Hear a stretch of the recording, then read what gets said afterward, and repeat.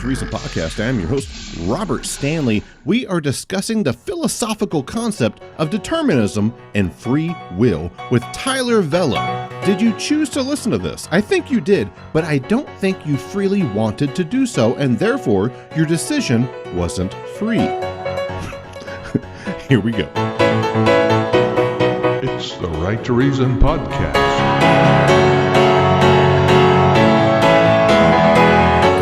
Avoid something. You avoid something by anticipating it and then taking corrective measures. Right. Simplest case, incoming brick. You see it, you duck, you avoid it. You say, well, you see, I avoided that incoming brick. Well, was it ever really going to hit you? No, because the light bounced off the brick into your eyes. You saw it in time so that you ducked. So suppose you were determined to duck. Well, then the brick was never going to hit you, was it? It just seemed as if it was going to hit you. What we have to understand is that free will is our capacity to see probable futures that seem like they're going to happen, in time to take steps so that something else happens instead.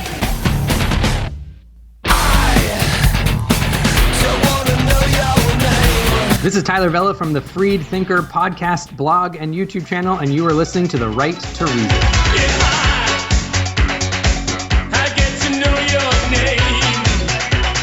This episode of the Right to Reason podcast is brought to you by our patrons and contributors like me. We have all recognized the value of the unrestrained marketplace of ideas and have decided to make a difference. You can make a difference too. Contribute at patreon.com/right and learn more about your right to reason at therighttoreason.com. Your activism is appreciated.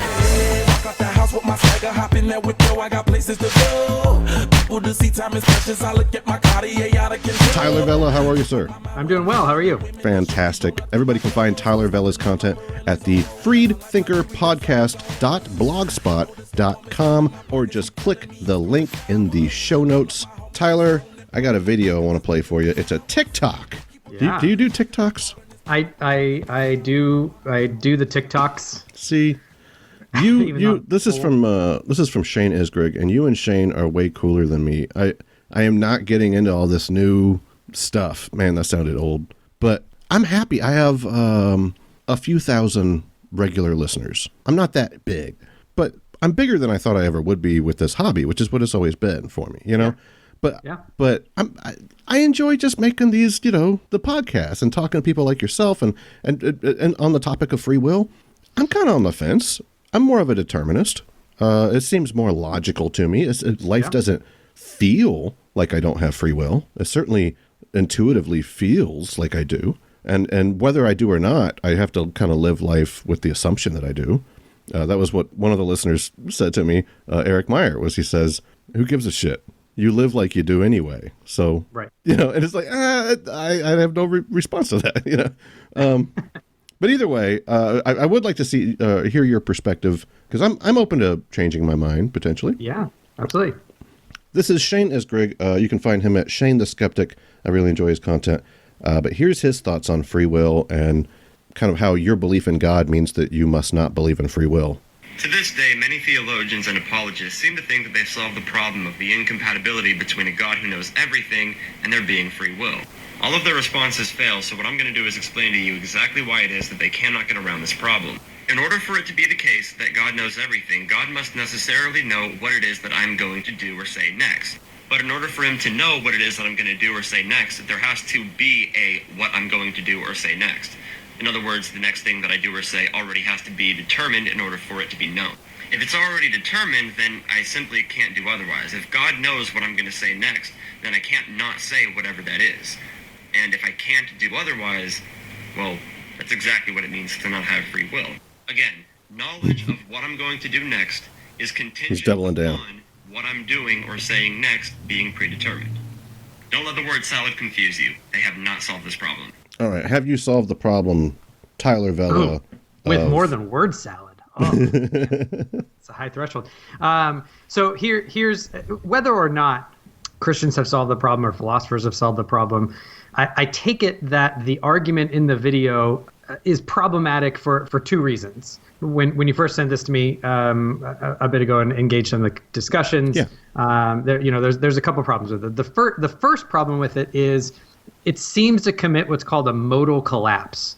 A modal collapse is when you invalidly move a modal operator from one premise to another, one proposition to another. So the common example that I give is think of the statement, necessarily if John has 3 kids, he has more than 2 kids, right? That's just trivially true, right? Because 3 is just by necessity more than 2.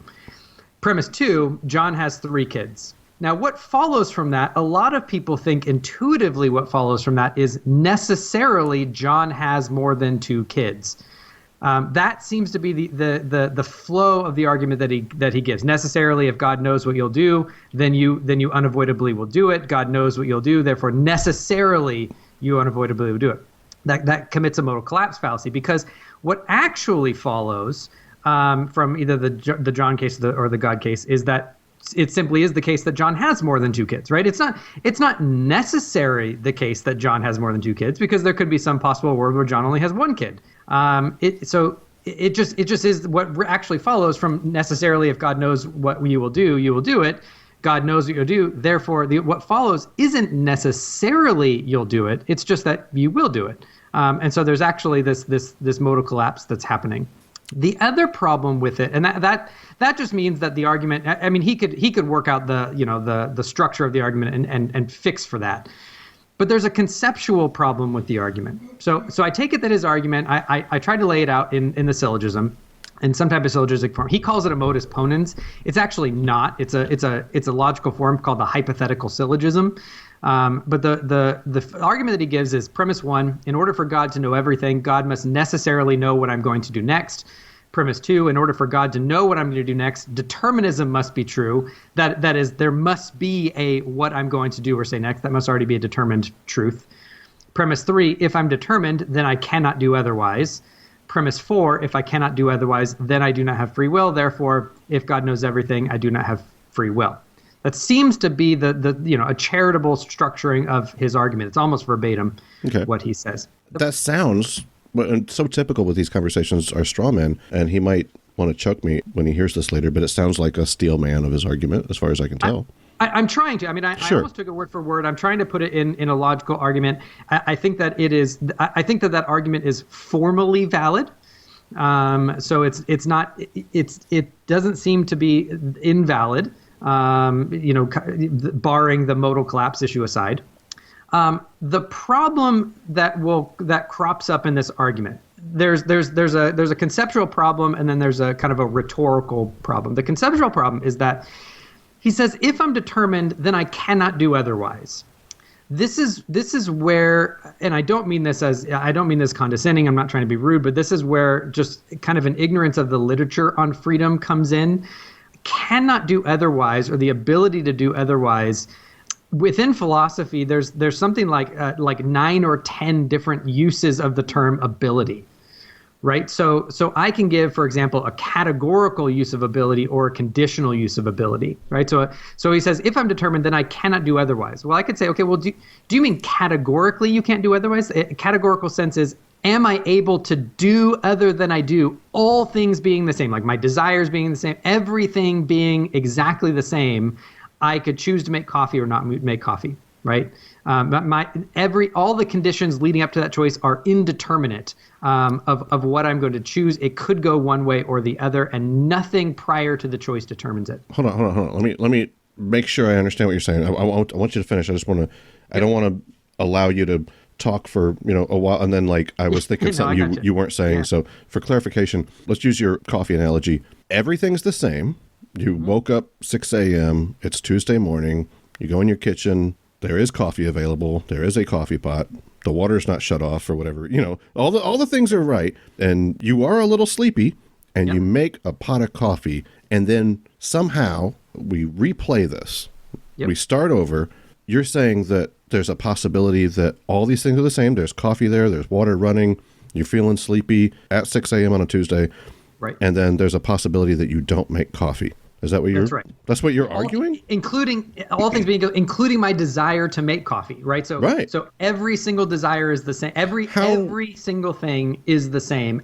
The categorical ability says I can do otherwise. In the categorical sense, all things being equal. This is actually more what I wanted to talk to you about, less about the God thing, because you and I have talked God ad nauseum. But on the free will, I don't see how in the world you could say if you reset from 605 back to 600 that you would have done something different.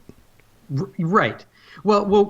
This is where let me get to the or second could have, not even would have. Might address it. Would have and could have to me are like the same word. They're a little bit different modally. They're different. But the other sense of ability that comes up is the conditional ability.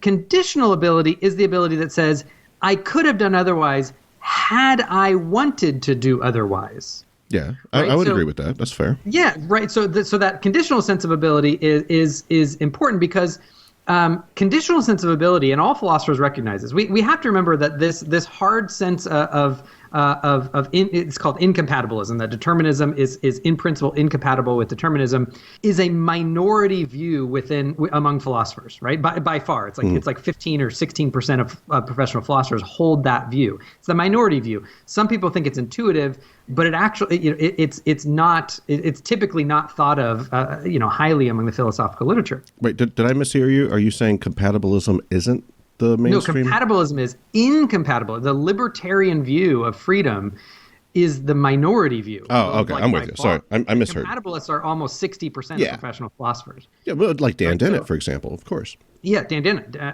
And there's different types of compatibilism. So the question here when he says, I cannot do otherwise, right? The conditional sense says, well, I could do otherwise had I wanted to, right? I'm free insofar as had I wanted to not make coffee, I could have done that, right? Nothing was forcing me against my will or making me against my natural capacity to make coffee when actually I wanted to not make coffee, right? So it says, I'm free insofar as had I wanted to not do it, I would have been able to do that, right? Well, that's entirely compatible with being determined.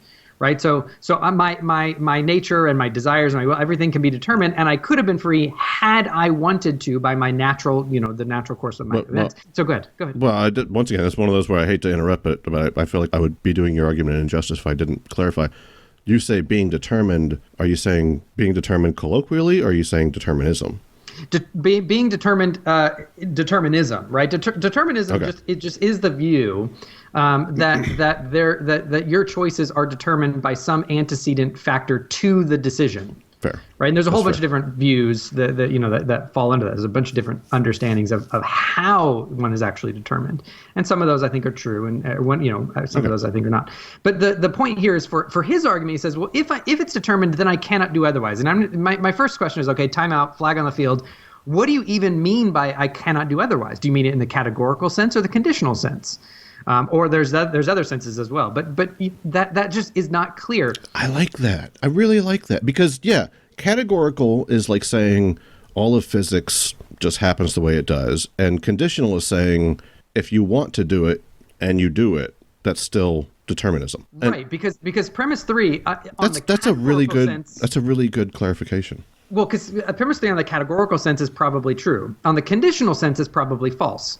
So if I'm determined, I don't have the categorical, but it's not metaphysically possible for me to do otherwise if I'm determined to do something, right? But it's not the case that if I'm determined, I cannot conditionally do otherwise. I could have done otherwise on determinism had I wanted to do otherwise. So premise 3 is not true on the conditional analysis. So this is why I'm saying it depends on what you mean. Now, if you want to say that he means the categorical sense, because he pulls up this, he wants to say the quote unquote dictionary definition. And by that, he means like dictionary.com. And as we know, dictionary.com is typically not where we go to for nuanced philosophical understandings of concepts. Right. You'd want to go to the Stanford Encyclopedia of Philosophy or, the IEP or something along those lines. Well, even if you found a really good definition, there's another definition equally valid that other people are using also. And that's right. Why I like to say, let's avoid definitions. Let's do usages. Usages have value. I want to know how you're using what you're saying, not necessarily whether or not it aligns with Britannica. That's right. Yeah, you're absolutely right. We should, when we look at these arguments, we should do conceptual analysis, not lexical analysis. Right? We should look at the concept that is being described, the use that's being described, not does this work with this one dictionary definition that I found online somewhere? Yeah. So then he moves on. He says, number 4, if I cannot do otherwise, then I don't have free will. Well, here's where a second conceptual problem comes in. What do you mean by free will? In the philosophy of action, which is the school of philosophy where debates about free will happen, free will is not a monolithic concept, right? There isn't this thing that is free will. The only thing that we all kind of agree on, determinists, compatibilists, incompatibilists, everyone, is that free will is what's called the control condition for responsibility. It's the condition that has to be met for us to be responsible agents of our actions, right? But there's questions about, well, what kind of control do I have to be responsible? That's actually where the debate happens. So when he says, I don't have free will, well, he says, if I cannot do otherwise, I'm assuming he means categorical ability. I don't have free will. Well, what that tells me is, he says, well, then I don't have what's called an incompatibilist or libertarian use of freedom. I don't have this free will in this strong incompatibilist. I have to have this categorical ability, what's sometimes called a leeway condition, to do otherwise in order to be responsible for my actions. The problem with that is, again, that's such a minority view, and in order to make the argument work, he would need to give us independent reasons why we should think that that's the only kind of freedom that gives us responsibility. Oh, Tyler, you're focusing on the responsibility because of the moral argument, because you, with your Christian faith, you need there to be a reason, right? Like, I feel like we're having a philosophical discussion, but is it possible that your faith is somehow contributing to this? Because this isn't even me defending Shane. This is me saying, like, oh, I think I just found a chink in the armor of where you're going. Well, no, because, okay, so responsibility doesn't have to be moral, right? You can have epistemic responsibility, right? So there's like people like Tim Stratton try to give a free will argument for rational responsibility, for epistemic responsibility. And this idea of responsibility, that's not a religious concept, right? So this is again, remember, I said pretty much all philosophers agree that free will is the control condition for responsibility. So what type of control do I have to be the responsible agent for my actions, whether that's moral responsibility, rational responsibility, anything like that, right? It's the control. There are other conditions, right? There's epistemic conditions, right? So not just the control condition. So imagine that you come in and you want to make breakfast for your wife, and so you're making eggs, and you put what you think is salt on the eggs, but in the middle of the night, someone has come in and changed the salt for arsenic, and you end up inadvertently killing your wife. Why aren't you responsible? Because the control condition isn't the only necessary component for responsibility. It's just the control condition that has to be there for responsibility. But you also have to be in a position to know the conditions to make you responsible. So there's epistemic conditions for responsibility also. So this is why free will is massively complicated, but I think it's also very interesting. But here he wants to say that if I can't do otherwise, then I don't have free will. And I want to say, okay, well, not only is it ambiguous on what you mean I cannot do otherwise, do you mean categorical or conditional? But then he also says, but then I don't have freedom. Well, that seems to beg the question of incompatibilistic freedom, right? This idea, this principled idea that if something is determined, then necessarily in principle, I'm not free. Well, you cannot just beg the question to think that the only way we could be free is in this categorical this categorical incompatibilist sense, this is where I think this is where we don't have to talk about the religious component. This is the one area where I think it comes in. He seems to think that all Christians are like Tim Stratton and others and Braxton Hunter and others who make these libertarian arguments for the existence of God. But he doesn't realize there are lots of compatibilist Christians like myself who say, okay, well, I could actually grant this entire argument, right? I could say, let's for the sake of argument say that freedom is this incompatibilist sense. that we want to say hypothetically, I agree. God is incompatible, is incompatible with an incompatibilistic sense of freedom. Mm-hmm. I could just stipulate that. I agree with that. The question still remains, is that how we are free? Now, Shane, from what I understand, is a deterministic incompatibilist. So he thinks that this incompatibilist is free, and so therefore we aren't free. He's going to deny freedom. He's going to say we are determined and not free. And I'll just say, okay, I agree. We're determined and we're not free in that sense. But I think we're free in a compatibilistic sense. Okay. And I think God is incompatible with that. So all that this argument would prove, even if it were valid and didn't beg the question and didn't make these equivocations and didn't make the mode cloud fallacy, the most that it would prove is that God is incompatible with a libertarian sense of freedom. But a lot of us deny a libertarian sense of freedom, so we can just stipulate the argument and move on. So all right, that's fair. That's fair. You're a preacher, right? No. Oh, an evangelist. I have preached sometimes, but no, not generally. Did you do the evangelism, like you go from church to church or anything? No. Oh, okay. But I was gonna say, like, you make these long arguments like a preacher. my dad was a preacher. I get excited. And I keep barreling through the premises. No. That's fair enough. Fair enough. My dad preached, and I remember thinking, and this is long before I even knew what the word atheism was, but I remember thinking, like, I wish I could just raise my hand like in a classroom and interrupt, but it would ruin the sanctity of the service, Which, in his defense, he enjoyed Sunday school teaching, I think, more than being a preacher, because he wanted that kind of interaction. But anyway, I digress. Enough with the Shane thing for a second.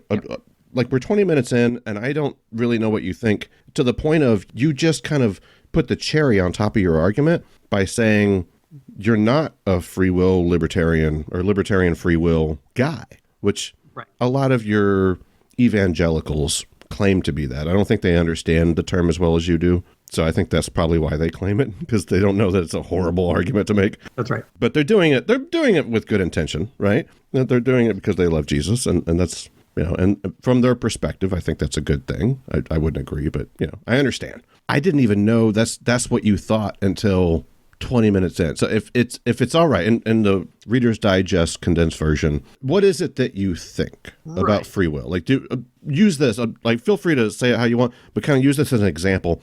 If I laid out a bunch of cookies on a plate, right? I brought them in, you and I are coworkers, and I'm like, hey, the wife made these last night or something, and there's like a peanut butter, chocolate chip. What's another one? I don't know. I love plain cinnamon oatmeal. No raisins, no chocolate chips, just cinnamon oatmeal. I don't feel like I like them, but I always pick them. Which is that free will? I don't know. But anyway, that's my question. All right, so there's cinnamon oatmeal, chocolate chip, peanut butter, and those little pink ones with the white frosting in between. It's like a waffle rectangle. Those shitty ones. Nobody likes those. They come in the bag and they're pink and white and they have sprinkles on them. Yeah, let's go with that. Yeah. So anyway, that's there. In that sense, once again, please frame it how you would prefer. But could you have chosen a different cookie? Is really what I want to know. At the end of the day, not all this big, modus poems I don't think, like, to me, if I chose peanut butter, I was going to always choose peanut butter. That makes sense to me, and I'm happy to present my argument, but I'd love to hear yours first. Yeah. So I'm a compatibilist, right? So I think that your choice is determined, but that you are free. You're sufficiently free to be responsible for your actions. So I think that this is where that categorical and conditional comes in, right? Because if you mean, could I have chosen a different cookie? This is where that comes in, right? Mm-hmm. So do you mean categorically, could I have chosen a different cookie? No, I don't think so. Conditionally, had I wanted to choose a different cookie, could I have? Yes. Yes. I could. Okay. I think just once again, I keep interrupting you, but I have to. I think we actually agree right here. So this is a good starting point. That's good. That's good. I sent you an image. I sent you a graphic, and I'd love for you to share it with when you post this. Okay. But it's kind of like those decision trees, right? It's kind of the decision tree taxonomy, and the way that I take it is that the primary question about free will is really your starting point of, is determinism compatible with freedom? From there, if you say yes, you are some kind of compatibilist. If you say no, you're some kind of incompatibilist. And it seems to me that if the incompatibilism is this principled position that says if any choice is determined, then it necessarily cannot be free. And I think that just is false. I think without having good reason to think that, I see no principled contradiction between us being determined and us being free, insofar as I can do what I want to do. Right? I'm not forced. I'm not Tyler, coerced. You right? can't. I'm not brainwashed against my will. Then I'm free because I'm doing what I want to do. I know. And this is where I probably don't line up with a lot of the determinist atheists from my ilk, right? I'm okay with saying, to some extent, you have some freedom to do what you want, but you didn't get to choose your wants. That's right. Mm-hmm. So how free is that? What are we talking about? Yeah, so this comes up, right? Because you're going to have there's a whole bunch of different theories that go into it, but you're going to have some people that are going to say, well, if you couldn't choose, right? So maybe it's the case that you're determined to choose, one action, right? So usually drunk driving comes up in this, right? So a drunk driver is usually incapacitated in such a way that they're not choosing to, jump the curb and hit somebody, but they did choose the actions that led to that condition, and so we still say, in some meaningful sense, you're responsible for that. Well, hold on. If you're going to do this analogy, we got to keep going back, which I know will never end. When we start it, it'll just keep going farther. Oh, his dad used to beat him, or his mom didn't love him, or well, no, actually, genetically, he was predisposed. It'll just keep going forever. But I'm just saying, you can't do an analogy that simple of saying, yeah, okay, when he was drunk, he didn't mean to kill the kid on the school bus, right? That's right. But he chose to drink. We're talking about he chose to drink. And that's right. In that scenario, I would say if you had his brain and his life experience, you would have been the one that hit the school bus, not him. That's right. I agree with you. So actually, you're giving what I think is the normal, what the compatibilist, the determinist, is going to say. Well, hold on, Mister, because the incompatibilist is going to say, well, he's responsible, even though that decision that led to jumping the curb and hit someone was determined by prior actions. At least he had controls of the prior actions. I think you're giving the right defeater, which is wait. What caused him to choose that initial condition? And we're going to look at it and say, okay, well, the thing that caused him to choose that initial conditions are all this background information, and his greatest desire in the moment of drinking was he wanted to drink. That was determined by his greatest desire. That's what he intended to do, and it was determined by all these antecedent factors. Okay, but where did the want come from, Tyler? I think you're absolutely right. Where did the want come from? He didn't choose the want. That's right. That's right. So again, this is where the incompatibilist is gonna come back and say that you can still be responsible even if you're not the one controlling the conditions that lead you to make the choice to act. You're still responsible, and you are still in control sufficient for that responsibility, even if the conditions that are determining that action are not under your control directly either. But that's not your position. That is so, because I'm a compatibilist. I don't have a problem. So I don't think that I have to be. I don't think that the conditions that determine my choice have to be something that I also choose. Otherwise, you get in this infinite regress, right? I have to choose the conditions that are responsible for my choice, But in order to choose those conditions, I have to choose the antecedent conditions for that. But in order to be responsible for that, I have to choose the antecedent conditions. I think that just leads to an infinite regress. I'm fine saying that I can be responsible, determined by my greatest desire, even though I'm not in control of the factors that cause me to have my greatest desire. Okay. You're responsible. How? I'm responsible because I am the agent. Right, it is going through my normally functioning agency. Right, it's going through my reasons, responsiveness. It's going through my cognitive abilities. It's going through my desire filters. It's going through my will. Really, is my volitional decision to act based on those contingent facts about myself. Okay, but if my son reaches toward my dog and my dog takes his pinky off, just Yeah. I'm killing the dog. I love dogs. I would hate to do it. The dog's, I'll probably take him somewhere and get him put down. But if I didn't have the means to do so, I'm putting a bullet in his head. Like, it's just going to happen. I'm going to hold him responsible in that way. But I wouldn't think of it the same way I would think of a human, right? Right. I mean, once again, if a human bites a finger off, I don't know if we should put him down. But to more of the point of free will, we kind of think of a human being able to make decisions a little bit more than just instinctually, right? That's right. Well, sometimes, yeah. Right. So think of like crimes of passion, where someone just is a fit of rage. It's actually not engaging their reason. They just work. We still think that they're responsible. But my point is that whether it's instinct or not, it still happens. Like it's still there, and you seem to be applying the same responsibility that you would to a human that I would to the dog that bit my son's pinky off.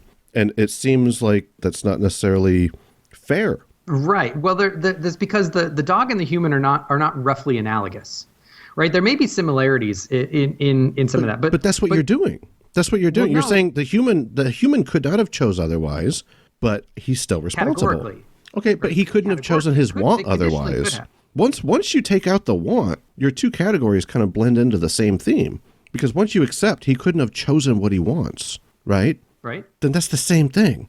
Well, no, because that's like saying, well, humans and dogs are identical if we remove the very things that make them different. Right? Well, that's funny. Right. So I guess everything is identical if you do that. Those differences that make all the difference, right? That break the analogy, right? So the symmetry breaker between humans acting based on their greatest desire and dogs acting based on their instinct is that humans acting based on their greatest desire is via features of what we call agency, right? So you are the proper source of your action.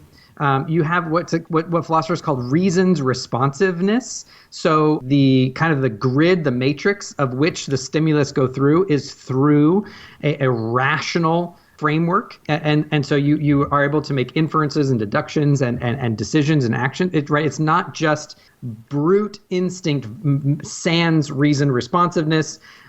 There's Fisher and Ravi's kind of the gold standard right now of compatibilist philosophy right now. So they're going to say you also have this thing called moderate guidance control. You are the one that is actually you're the one piloting the plane, so to speak. So even if the course is laid out and determined to go that direction, you are still the agent that is controlling the movement of the airplane.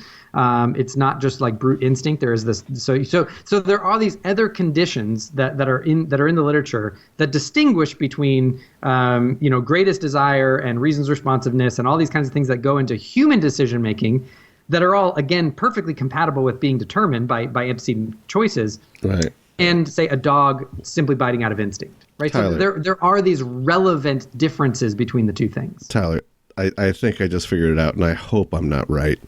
I think I just cracked your code. The way that you can make these things compatible is because you're okay with people not having free want, right? But the way that you make it compatible is because bad people want bad stuff.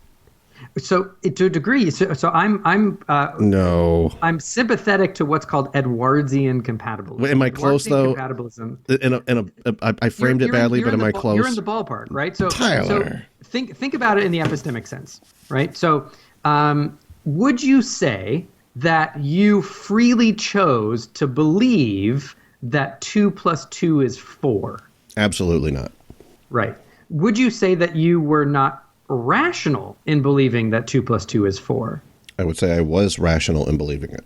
That's right. So even though we would say, okay, well, are you rationally responsible to believe that 2 + 2 is 4? We're going to say yes, but there's these different views. Not to go. I'm only bringing this up because you kind of open the can of worms. Yes. There's these different views. So there's views that are called doxastic voluntarism or doxastic involuntarism. That is, direct doxastic voluntarism is I choose voluntarily what I believe directly. I can choose to believe 1 + 1 is 2, or I could choose to believe 1 + 2 is orange. Yeah, you can't do that. But you can't.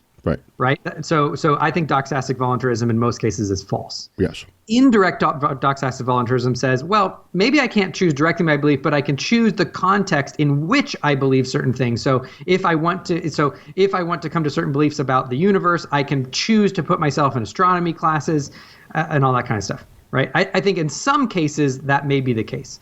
But I think in most cases, what's called what's called doxastic involuntarism is the case that we come to believe certain things kind of just passively, right? Just by the operation of our rational capacity, our beliefs are formed. It doesn't pass through our wills.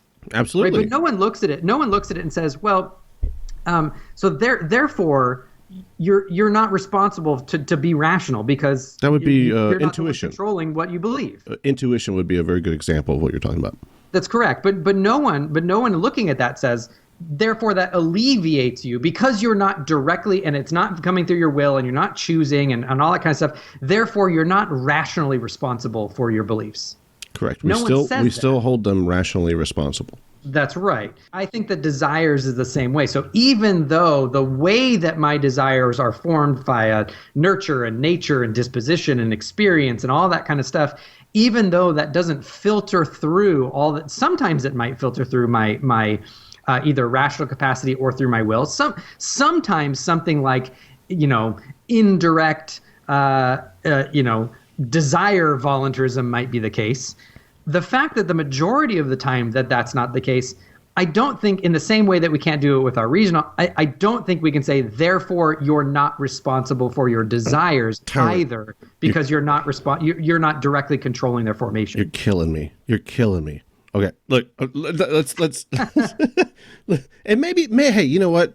All respect given here, maybe I'm just not getting it, but I think it's complicated. It's very complicated. I don't think it is as complicated as you're representing it to answer the question that I'm trying to ask you. And here it is. We agree that we can't answer that whole deterministic, like it was always going to happen kind of thing. I lean that way. Mm-hmm. Perhaps you kind of lean that way yourself, but I think that God has determined whatsoever comes to pass. I mean, I'm a Reformed Christian. I think that God has decreed whatsoever comes to pass. That's fair. So That's fair. I just flat out affirm determinism. I just think that's compatible with our freedom sufficient for responsibility. Yeah. But in the sense of your second version of compatibilism, of you can do what you want to do. That's I feel very confident there. I feel like I'm on flat footing there. I can't defend the other one. To me, that's more of a physics question than a philosophical question, right? But this one, I feel like I think we can do what we want. Mm-hmm. I don't think, and I think we would agree here, that we get to choose what we want. So I don't see how there is free will there.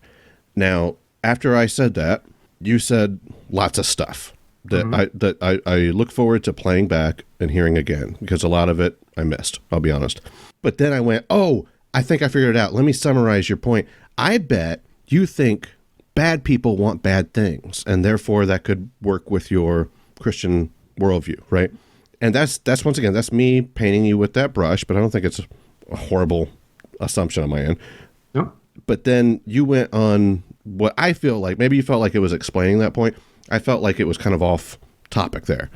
So let me do it simple. All right. You like it complicated. Yep. I like it simple, and maybe it should be complicated. Maybe you're right. But the cookies, okay? You're choosing the oatmeal cinnamon, right? Now, you didn't choose to want oatmeal cinnamon, correct? That's right. So I didn't choose that would be my greatest desire. Yeah, like this is just based on your taste buds, or maybe what your mom maybe your mom used to give you peanut butter as a snack all the time, and you just started hating peanut butter. But if not, you would have loved the peanut butter cookie. I like the peanut butter cookie myself. Very popular. I love peanut butter. So, but all these things lead your wants a certain direction that you don't have control of. Can we agree there? Yes. So then if you don't have control whether or not you want the peanut butter or the oatmeal, why do you think you chose the oatmeal of your own free will? Because this is where I'm going to push back to that original argument that we were looking at. If you mean, did I choose it by my free will? And by free will, you mean that incompatibilist understanding of freedom. I'm going to say, well, no, I don't have free will. I don't have free will in that sense, right? this is where concepts matter, right? We have to say, well, what do we mean when we say, do you think you chose it by your free will? And I'm going to say, okay, well, to you, what do you mean? I mean, could you have chosen otherwise? Conditionally, had I wanted to choose otherwise, I could have. Yes, right, right. But you didn't want otherwise. In that sense, I don't think I freely chose it in incompatible. But Tyler, you didn't want otherwise. What you're wanting is part of one of the deterministic factors, just as much as the moon or whether your mom raised you to hate peanut butter. Right. What you want is a factor playing in on your consciousness. So if you say, well, yeah, if I wanted to, I would have. Well, that's not free will. That's not freedom. You're just doing what you want, and what you're wanting to do is decided by outside factors. But this is where, again, I'm going to push back, right? I'm going to say, okay, well, when you say, well, that's just not freedom, again, if you mean, well, that's not freedom in the sense that I don't have this categorical ability to do otherwise, I'm not in absolute control of all the conditions, then I'm going to agree with you. Yes, I'm not free in that sense. Okay. But if you say, well, that's not free will, full stop, there's no other meaningful way that we can use the term free will, I'm going to say, well, no. I think that I chose it freely in the sense that, in the sense that the compatibilists mean it in the philosophical literature, that I could have chosen otherwise had I wanted to, that I was doing what I wanted to do. And there was no outside force that was forcing me. So there was this whole study done called Forget the Folk. And it was about folk intuitions about freedom. It's a very interesting study, actually. It's a kind of a meta study of a bunch of different studies on freedom and all these, kind of the psychological studies of persons and when they think people are free and responsible, all this kind of stuff. And there's a sense where when people are posed with the definitions of freedom in the abstract, a lot of people say, well, of course, you have to be free in this really strong incompatibilist sense. But when they're actual given situations and they're given responsible situations and they're asked questions, people tend to think that even if someone couldn't do otherwise in the categorical sense, they're still responsible and free so long as nothing is forcing you to do something against what you want to do. Right. So you're not being drugged. You're not being brainwashed. You don't have a gun at your head. Right. I'm free so long as I'm doing the thing that I want to do without consideration about how I came to want it. All right. Let's break this down. Okay. Instead of cookies, name something. Just it doesn't matter what it is, but just name something that you would say I shouldn't want to do. You shouldn't want to do? Yeah. Something that if we would both agree, if you want to do this, like clunking old ladies on the head with a rock. Yep. You shouldn't want to do that. That's an example. But do you want to go with that one, or you want to use something? I don't care. That was just random. Go, all things being equal, right? You shouldn't go and hit old ladies. For the record. Now, if you think that the old lady has, the trigger in her hand. No. But all things being equal, she's a normal old lady. She's just crossing the street. Yeah. And just so you know, that just popped in my head. I didn't choose that, Tyler. I didn't choose that thought. Okay, that's another example of why the free will argument is crazy.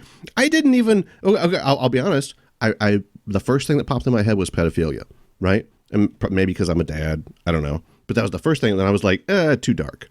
But then I thought, clunking an old lady on the head with a rock, that could be funny. Dark, make her hair purple, and then she says something funny as she falls. I don't know. Maybe my grandmother passed a long time ago. I've probably moved on from feeling any empathy about like old ladies the same way I would have if my grandmother was living. Who knows? We can try to explain as much as we want, but the fact that I'm a dad, you're not going to hurt her. Maybe it'll show up on America's Funniest Home Videos, but you shouldn't have done it anyway. No, she's dead. All right, and it didn't happen fast. She laid there in the dark parking lot for hours, shaking. I was talking about your thought experiment of hitting an old lady, not I was too. All right, so all right, but yeah, the fact that I want to do that, I didn't choose that either. So how can I be responsible? Now I'm not proposing, okay? Don't go all Dan Dennett versus Sam Harris on me and say, oh, so you just want the slippery slope of no laws. I'm not proposing that. We still kill Osama bin Laden. We just don't think of Osama bin Laden as a guy that is like inherently this evil thing. We think of him as, if I had been Osama, I would do Osama things. If Osama had been Robert, Osama would be doing Robert things, right? But we still got to kill Osama. But we don't have to kill old ladies. And the fact that I want to kill old ladies, I didn't choose that. There's no real moral responsibility in the same sense that I think your Bible suggests. Well, I didn't mean to make it more religious. I'm just trying to relate to you, your perspective is what I mean. I mean, I'm trying to leave out. I mean, I could go in and say, okay, because I think there are good actual biblical and theological reasons to deny that type of freedom. I mean, I think biblically I should be a compatibilist. I probably shouldn't have brought up that red herring. My point wasn't to like try to make it like an anti-religious comment. It was more just to try to present it from your perspective. But regardless, so here's what I would say as an answer. Maybe this will help. Okay. I think that if you mean that we don't have that because you can't control your desire, you're not free, right? In that you don't have that strong sense of freedom. I'm just gonna agree with you. We can just stipulate that that's the case. Okay. Right. The project of philosophers in talking about free will is to say, okay, but what has to be true such that let's just remove the term free will, right? Let's just remove that term. They're going to say what has to be true in order for you to have enough control over your actions that you are responsible, right? So let's just say, okay, from now on, by free will, we're going to mean this really strong incompatibilist sense of freedom. Fine, I'm a compatibilist. I deny free will in that sense, right?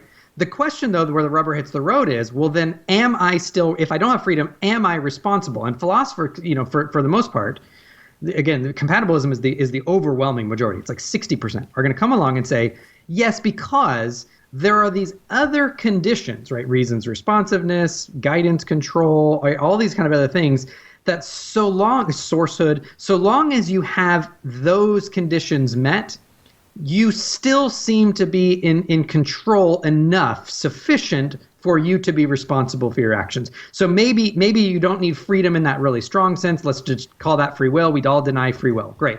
From now on, we deny free will. Okay. I think that's a sloppy way to use the term, but let's stipulate it to keep the argument clear. Yeah. You don't have free will. I get what you. I'll take it with a grain of salt. Yeah. Right. So, but we think that in certain circumstances, you meet enough of these conditions that you still can be held responsible, right? So maybe Osama bin Laden didn't have free will in that strong sense, but he is the source of his actions. He has guidance control over his actions. He's reasons responsive. He is the one making the volitional decision to do it.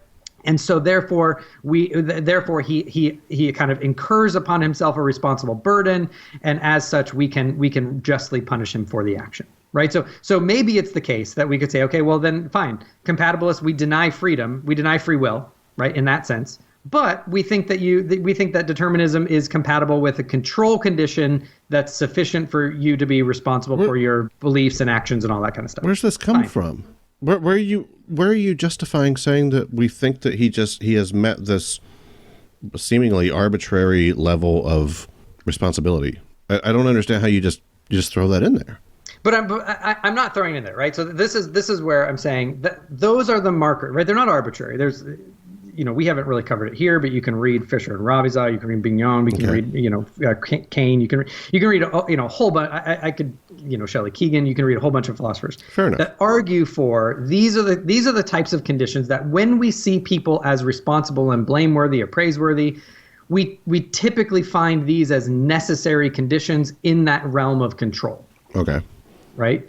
You have guidance control, you have reasons responsive, right? All those kinds of things. As long as those conditions are met, seemingly as long as those conditions are met, we typically think that person is responsible, right? It's just that the ability, this hard ability to do otherwise in the categorical sense isn't part of it, right? So there's a philosopher in the 70s named Frankfurt who came along, and he gave these things that are become very famous called Frankfurt examples, where he shows that you don't actually have, right? So let me without telling you the outcome, let me run a Frankfurt experiment. Is this the postmodernism Frankfurt? No.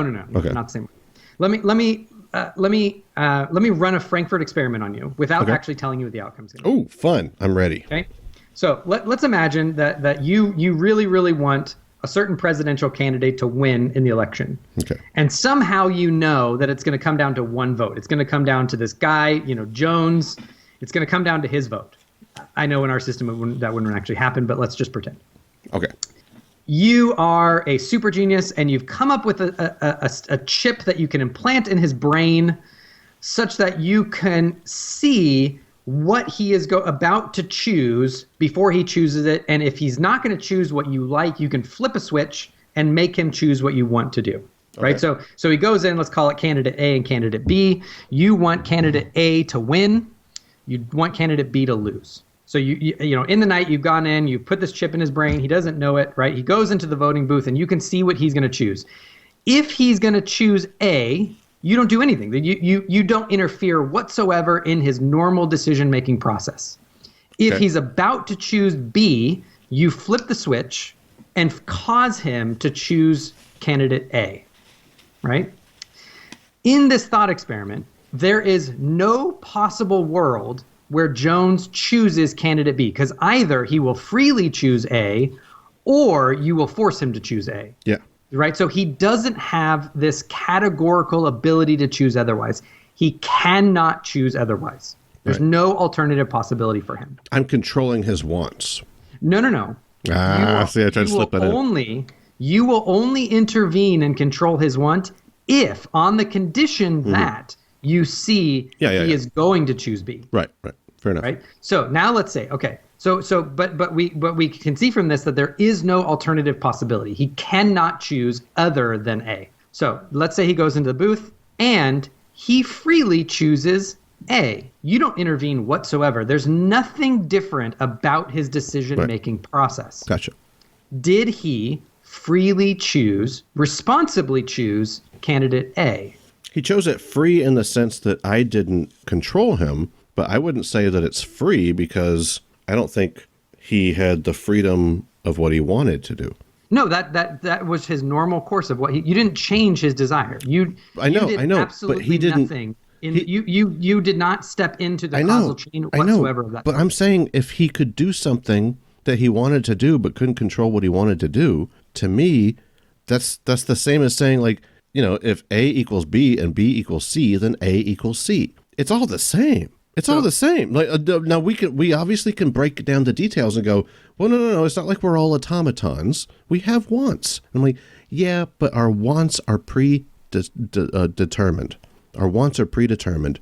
So in the sense of automaton doesn't equal human, but human equals not having choice, not choosing their wants, and automaton equals not choosing their wants. Therefore, human equals automaton.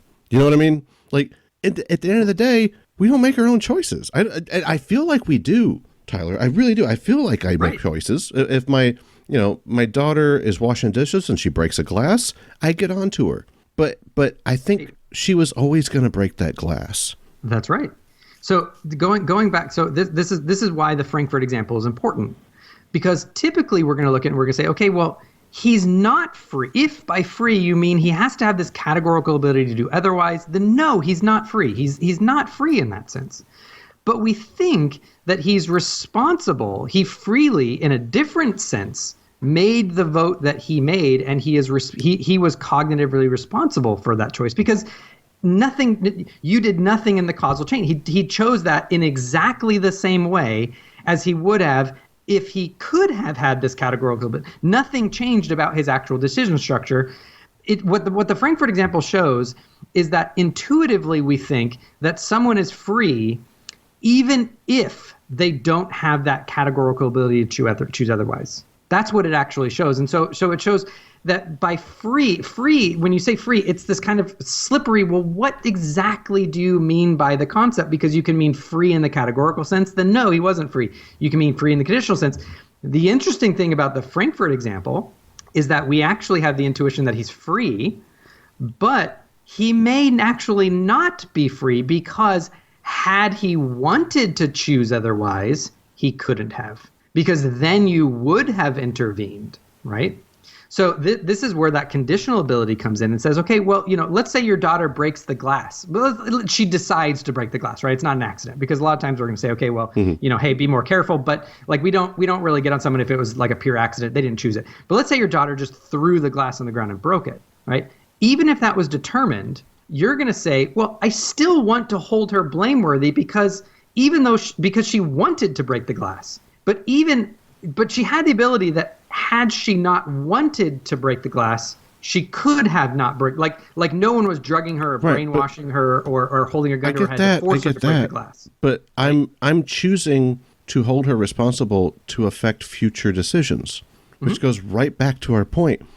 That's determinism. That's not free. So, like, her future decisions will be based on the fact that I chose to hold her responsible. She didn't choose that, and she didn't choose to break the glass any more than she chose to do what she wanted to do, but she didn't choose to be angry or choose to have testosterone and estrogen mixing together in a teenage body or what, or maybe she didn't get the thing she wanted that day.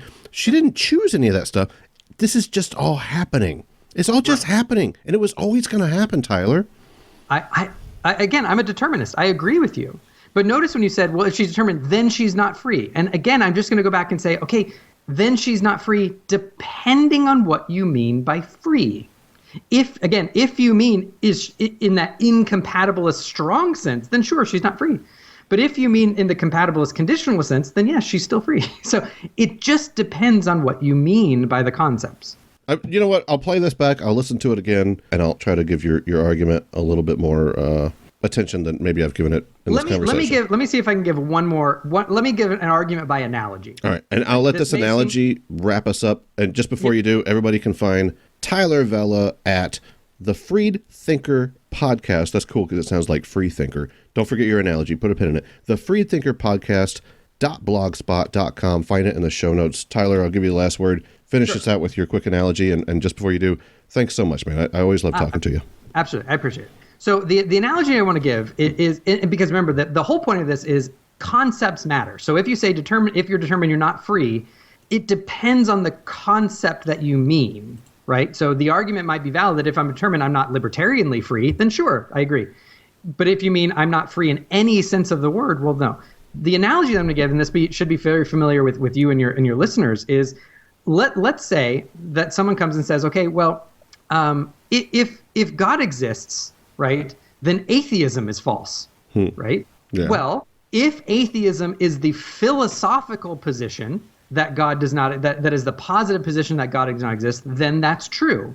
If atheism is the biographical description of people who lack a belief, then that statement is false, because God exists, there still are atheists. It is true that there are atheists. So atheism is true in that biographical sense.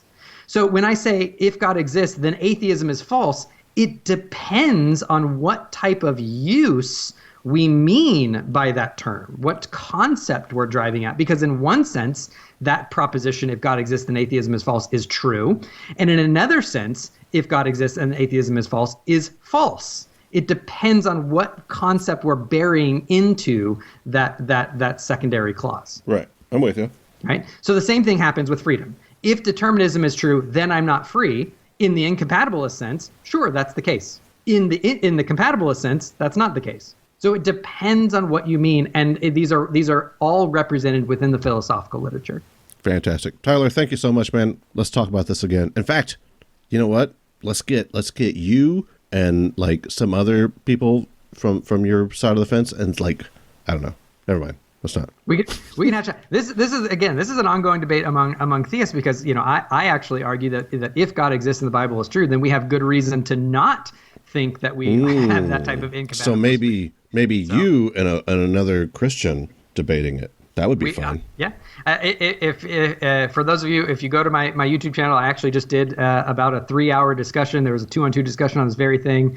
I have an episode where I actually give out, not even arguing from your view, I just give a taxonomy of the different views of freedom that's in literature. So I have a lot of work, and then on the blog I have a whole bunch of work dealing with the nature of freedom. In addition to the link to your .com, do you mind sending me a link to one of those videos that you'd like the listener to check out? I'll include that in the show notes. Tyler, thank you so much, man. I hope you have a great rest of the afternoon. Thank you. Appreciate it.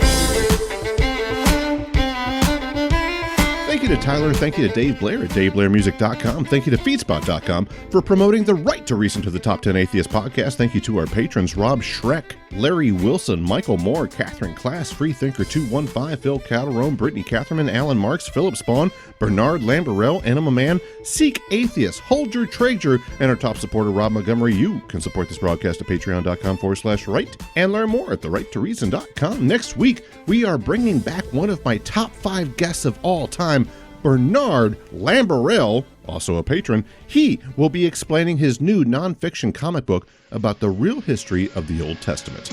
Between now and then, fight for your right to reason.